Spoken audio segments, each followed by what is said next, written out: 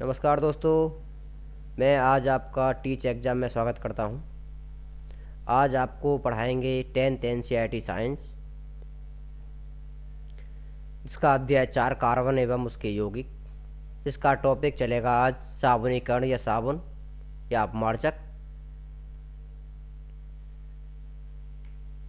साबुनीकरण अभिक्रिया। साबुन क्या होते हैं? साबुन दीर्घ श्रृंखला वाले या लंबी श्रृंखला वाले कार्बोक्जिलिक अम्लों के सोडियम एवं पोटेशियम लवण होते हैं। लंबी श्रृंखला क्या होती है? देखो,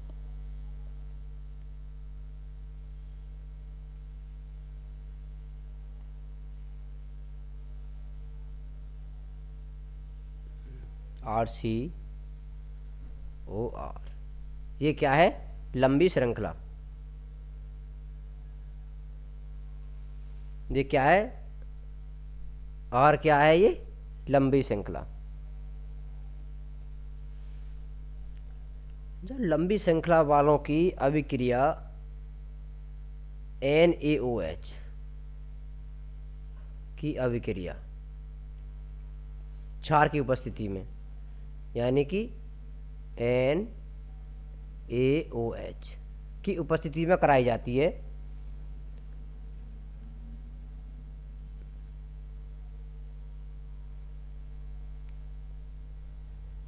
ROH प्लस RCOONA।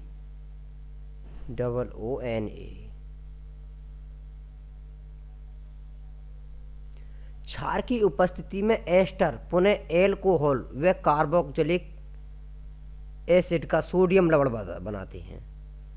ये क्या है? कार्बोक्जिलिक एसिड सोडियम तथा पोटेशियम लवण बनाते हैं।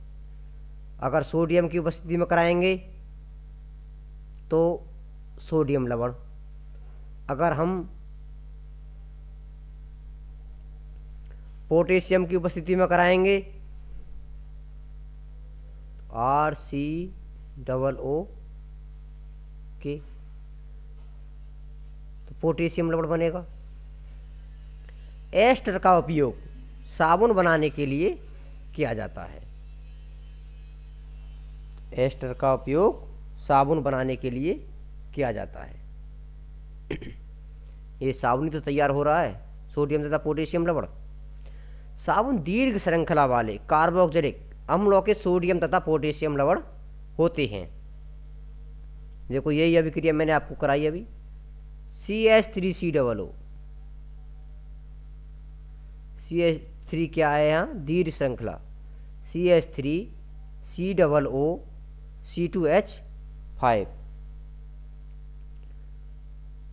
क्षार की उपस्थिति में NaOH, क्षार की उपस्थिति में अभिक्रिया कराने पर, एस्टर की अभिक्रिया क्षार की उपस्थिति में कराने पर एथेनॉल C2H5OH प्लस साबुन तैयार होता है, यानी सोडियम लवण तैयार होते हैं।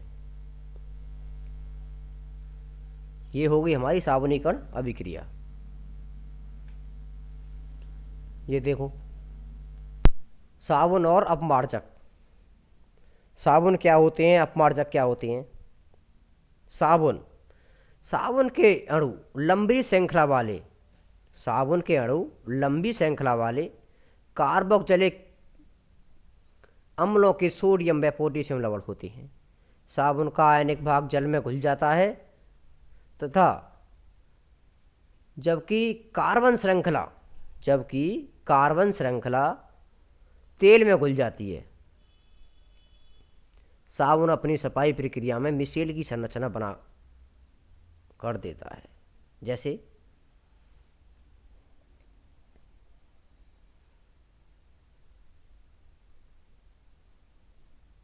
ये क्या है?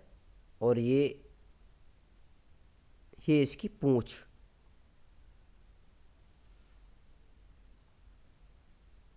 ये पूंछ वाला भाग और ये सिर वाला भाग। इस प्रकार समझो आप। सिर वाला भाग को क्या होता है? ये सोडियम या पोटेशियम। और पूंछ वाला भाग क्या होता है? एस्टर।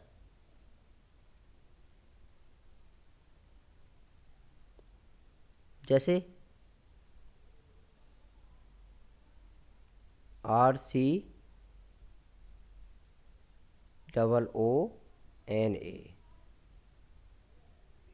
ये पूंछ वाला भाग, और सिर वाला भाग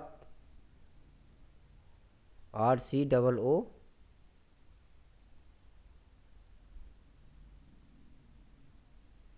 पोटेशियम।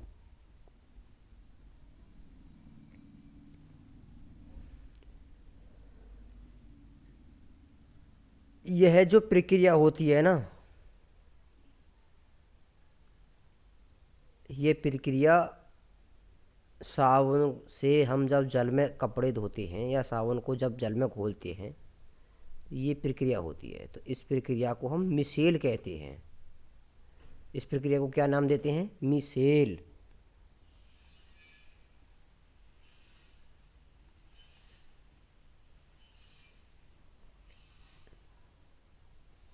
मिसेल नाम देते हैं इसे हम।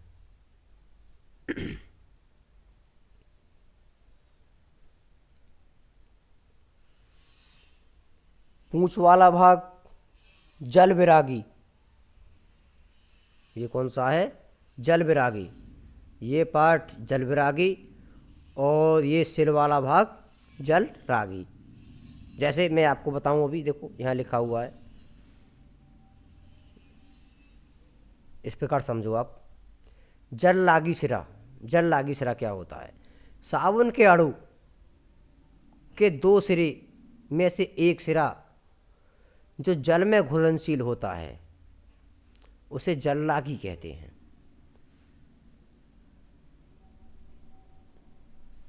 ये पूंछ वाला भाग जल में घुल जाता है, ये जल रागी है।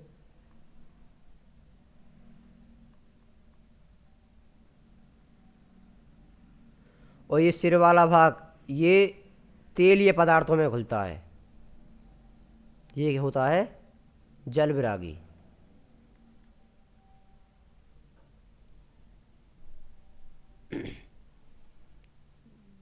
सॉरी, ये गलत हो गया, ये देखो,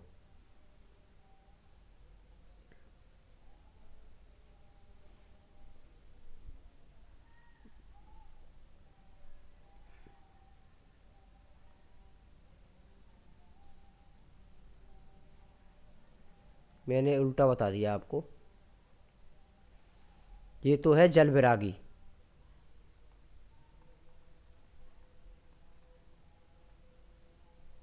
जल विरागी, और ये है जल रागी।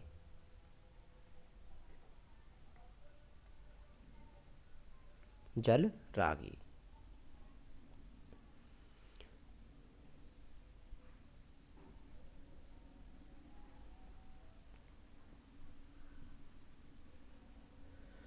जल रागी जो होता है, ये आयनिक भाग होता है।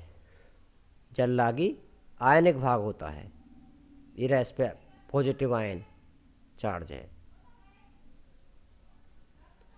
जल विरागी। जल विरागी क्या होता है?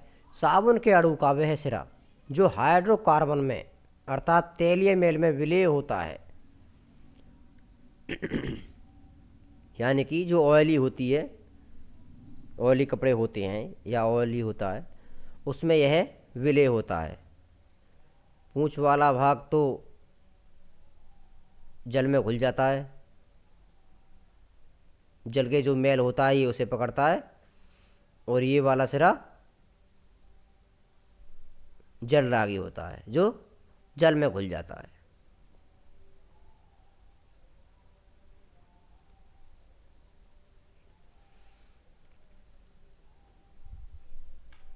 आगे देखो, जल रागी, यहाँ देखो मैंने दे रखा है जल रागी, जल रागी और जल विरागी, ये पूंछ वाला भाग, ये सिर वाला भाग, ठीक है। ये आयनिक भाग होते हैं जो जल में घुलता है, और ये पूंछ वाला भाग तेलीय पदार्थों में घुलता है। जैसे देखो, ये एक तेल की बूंद ली हमने, तेल की बूंद में तेल की बूंद में कुछ पानी डाला, उसमें हमने साबुन डाला, ये रहे साबुन पूछ। तो ये जो है हमारे आयनिक भाग सोडियम या पोटेशियम लवण, ये तो घुलनशील होंगे पानी में, और ये जो है तेल वाला भाग जल विरागी सिरा, ये तेल की बूंदों को के साथ अभिक्रिया करेगा। यही प्रक्रिया साबुनीकरण कहलाती है। और ये जो प्रोसेस हो रहा है इसे हम मिसेल कहते हैं। जैसे मैंने लिखा भी है, मिसेल के रूप में साबुन स्वच्छ करने में सक्षम होता है, इसे हम मिसेल कहते हैं। साबुन को पानी में घोलते समय या कपड़े धोते समय वो अभिक्रिया मिसेल कहलाती है, क्योंकि तेल या मैल मिसेल के केंद्र में एकत्र हो जाते हैं। मिसेल विलयन में कोलोइड के रूप में बने रहते हैं तथा आयन विकर्षण के कारण वे अवक्षेपित नहीं होते। इस प्रकार मिसेल में तैरते मैल आसानी से हटाए जा सकते हैं। साबुन में मिसेल प्रकाश को पैकिणित करते हैं, जिसके कारण साबुन का घोल बादल जैसा दिखता है। साबुन का घोल कैसा दिखता है? बादल जैसा, झाग झाग से दिखते हैं। साबुन कठोर जल के साथ, देखो ये इम्पोर्टेंट है बिल्कुल पॉइंट। साबुन कठोर जल के साथ झाग नहीं बनाता, ये इम्पोर्टेंट पॉइंट है इसका। यह कठोर जल की उपस्थिति में उपस्थित कैल्शियम व मैग्नीशियम लवणों के साथ अविलीय होता है। ठीक, साबुन ये मैं लिखा नहीं है, नोट कर लो आप। साबुन केवल मेदु जल में सफाई क्या करते हैं? साबुन कहाँ काम करते हैं? मेदु जल में, यानी कि सॉफ्ट वाटर।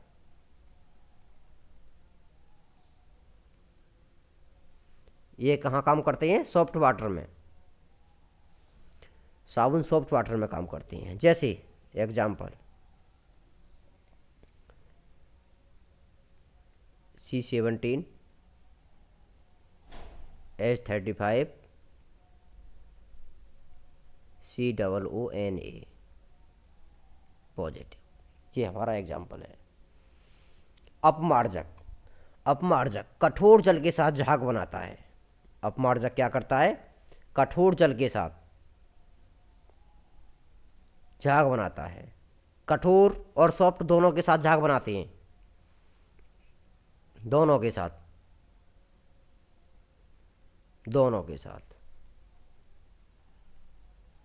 अपमार्जक दोनों प्रकार के जलों के साथ झाग बनाते हैं। ये लंबी कार्बोक्जिलिक एसिड श्रृंखला में अमोनियम व सल्फेट लवण बनाते हैं। अमोनियम व सल्फोनेट लवण बनाते हैं या होते हैं, जिनका आवेशित सिरा कठोर जल में उपस्थित कैल्शियम व मैग्नीशियम आयनों के साथ अविलीय पदार्थ नहीं बनाते,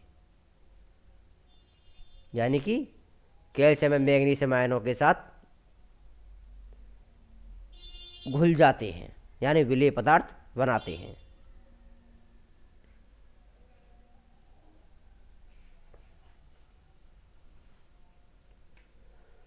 साबुन तथा अपमार्जक में कुछ अंतर होते हैं। जैसे मैंने अभी आपको पहले ही बताया, साबुन कठोर जल के साथ झाग नहीं बनाते, जबकि अपमार्जक कठोर जल के साथ झाग बनाते हैं। या कठोर जल की उपस्थिति में साबुन कठोर जल की उपस्थिति में कैल्शियम व मैग्नीशियम लवणों के साथ अविलेय पदार्थ बनाते हैं, जबकि अपमार्जक ये लंबी कार्बोक्जिलिक अम्ल श्रृंखला के अमोनियम में सल्फोनेट लवण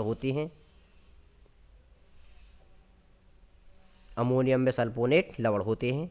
जिनका आवेशित सिरा कठोर जल में जिनका आवेशित सिरा कठोर जल में उपस्थित कैल्शियम व मैग्नीशियम आयनों के साथ अविलेय पदार्थ नहीं बनाते।